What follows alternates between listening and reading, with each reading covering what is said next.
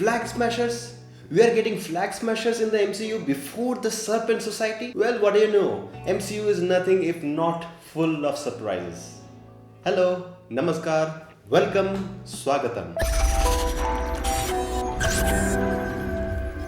So today I'll be discussing the first episode of the newest Disney Plus Marvel series, The Falcon and the Winter Soldier. Similar to my WandaVision discussions, which you can follow from this link somewhere, I'll not go for a shot-by-shot analysis or breakdown, but there are bound to be spoilers in this video.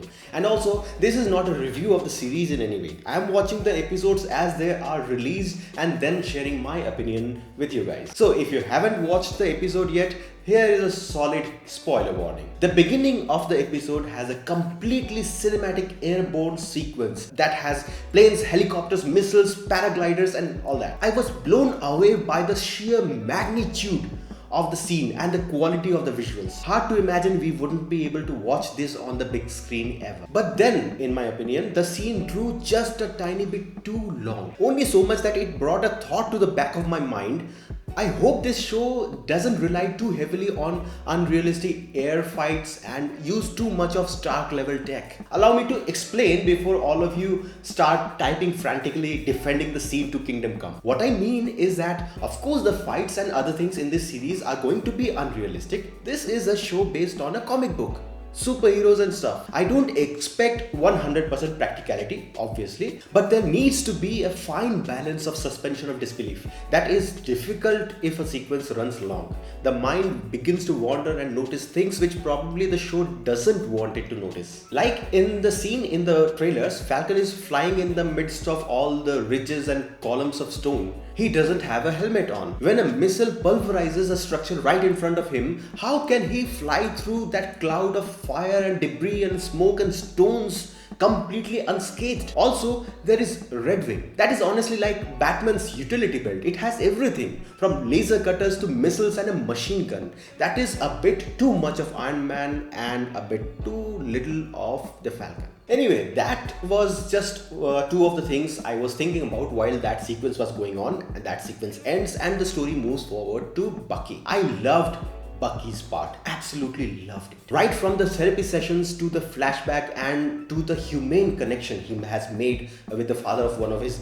victims. And it is a surprise also to see that the comic elements, at least in this episode, revolve around Bucky while he's trying to make new friends and making amends for his past. As is the case with any series premiere, this episode is focused on character introduction and setting up a mysterious villain and to set up the tone of the show overall. I think this episode does that well. I reserve my judgment for some time in the coming future, but it was a damn impressive job to get Henry Jackman back on to score the Falcon and the Winter Soldier. The music not only sells the whole feel and tone of the show, but also makes it clear that we are in that same world. Like right after Captain America, the Winter Soldier, before everything blew up to huge ass proportions with increasing number of Avengers on the screen. Not that I'm complaining about the increased number of Avengers on the screen, I'm simply saying that the Falcon and the Winter Soldier is not just a change in pace and scale, but it is so with its root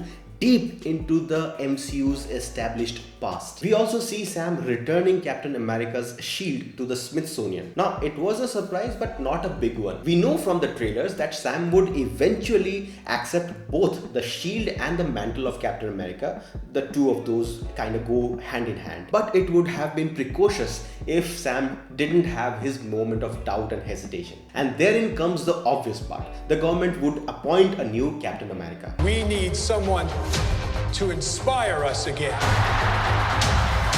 But all that comes later. Right now, Sam is in his comfort zone, the skies, fighting the good fight, one small aerial mission at a time. The military is trying to save one of their liaison officers, Vasant, from a criminal organization called LAF, and Sam is called in to help. We don't know a lot about LAF because this organization is not picked up directly from the Marvel comics. But these guys are the same gang which pirated a shield vessel and abducted several of their agents back during the events of Captain America, the Winter Soldier. The Lemurian Star. They were sending up their last payload when pirates took them 93 minutes ago. Including Batroc the Leaper. himself.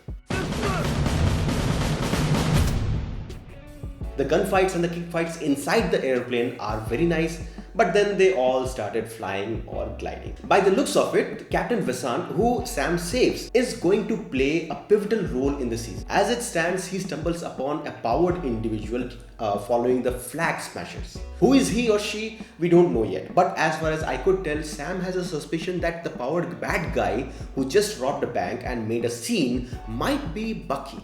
I don't know if Sam and Bucky kept in touch after the events of Avengers Endgame. Appearances do suggest that they did not, and it stands to reason that Sam would actually never fully trust Bucky the way Steve trusted him. That's it, folks. To know how Sam and Bucky reunite or to see who the new Captain America turns out to be in this new uniform, we'll have to wait a week. What did you think about the episode? Do let me know your thoughts in the comments. If you like this video, do leave a thumbs up and share it with all your friends. If you don't agree with my opinions or simply wish to speak your mind, jump right into the comment section. As always, I'm eagerly looking forward to your feedback and comments. This is all from my side for today. I'll be back next week to discuss the next episode. Until my next video, please do subscribe to my channel, The Versatile Doctor, so that you don't miss any of my uploads. This is Dr. Abhinav Atul signing off. It is my pride and privilege to be able to connect with you through this video. Namaskar.